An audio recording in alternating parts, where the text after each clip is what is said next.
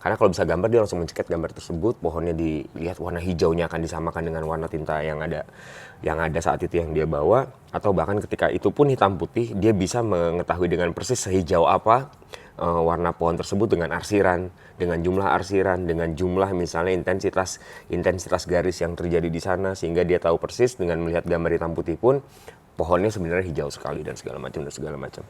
Yang dilupakan oleh banyak orang adalah cerita tentang bagaimana mereka mencipta hal tersebut. Karena selalu outputnya adalah benda-benda yang berhubungan dengan rewards gitu ya. Menggambar karena dia tahu bahwa dengan cara menggambar gue bisa menjual gambar tersebut ke orang yang membutuhkan, sehingga gue akan mendapatkan uang dan segala macam. Ketika tercapai bahwa karya tersebut laku, putuslah sebenarnya pola kreatif yang ada. Dalam artian dia tidak lagi mencipta sesuatu berdasarkan itu, cipta karsa karya. Dia hanya mencipta sesuatu berdasarkan permintaan pasar. Dia hanya mencipta sesuatu berdasarkan keinginan orang lain yang menyuruh dia atau menitah dia untuk membuat sebuah karya. Pemusik dan komposer akan ada memiliki jabatannya masing-masing ketika sudah menyentuh tentang pola-pola ranah kreatif tadi.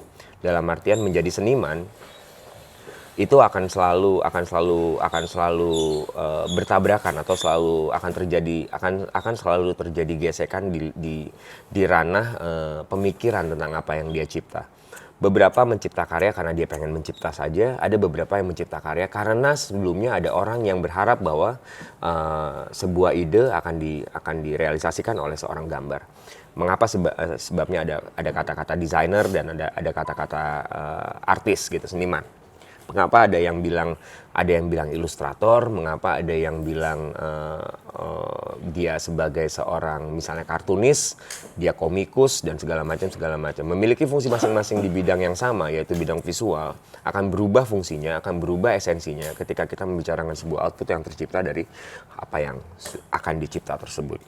Demikian halnya dengan apa yang terjadi di dunia-dunia yang bersinggungan erat dengan dunia kesenian. Seseorang ketika dipaksakan untuk mencipta sebuah karya berdasarkan intuitif orang lain, dalam artian ada permintaan, di sanalah muncul sebuah pola baru di luar ranah kreatif, yaitu mencipta sesuatu berdasarkan permintaan dari orang lain. Kita akan manggung di sebuah acara dalam bentuk band misalnya. Karena ada sebuah sponsor atau brand yang mengundang mereka agar bisa perform di tempat tersebut dengan cara negosiasi matematika berupa misalnya seperti ini. Hai teman-teman musisi, saya adalah sebuah perusahaan yang bergerak di bidang makanan. Saya ingin membuat acara, ingin mengumpulkan orang sebanyak-banyaknya untuk datang ke tempat tersebut, dan belum tahu caranya. Bagaimana caranya saya bisa mendatangkan orang-orang sebanyak itu? Andaikan saya harus berjualan di tempat itu, mungkin orang-orang nggak tertarik. Saya butuh sebuah pola hiburan atau pola yang menghibur agar orang-orang bisa datang ke tempat tersebut.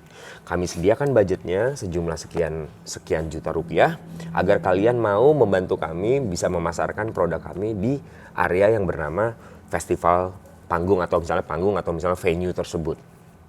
Terjadilah pola negosiasi.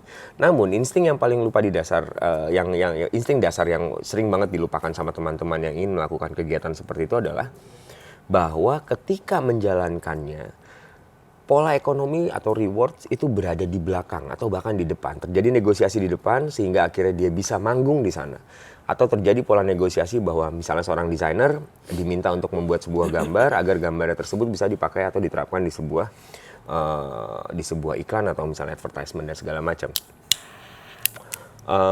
Kelupaan terjadi ketika ternyata momentum rewards tersebut dijadikan acuan untuk mencipta sebuah karya, sehingga yang tadinya niatnya dia harusnya sebagai seorang musisi untuk menghibur orang, dengan musiknya dia bisa misalnya membahagiakan para penonton yang datang, digeser ranahnya menjadi pola ekonomi. Dalam artian dia akan berkata seperti ini kepada para penyelenggara.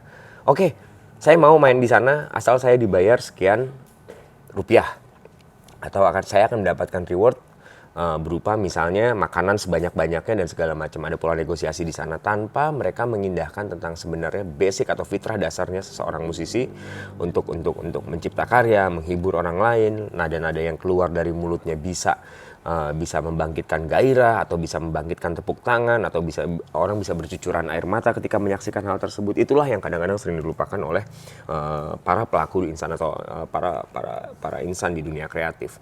Ketika mereka berbicara output, musnah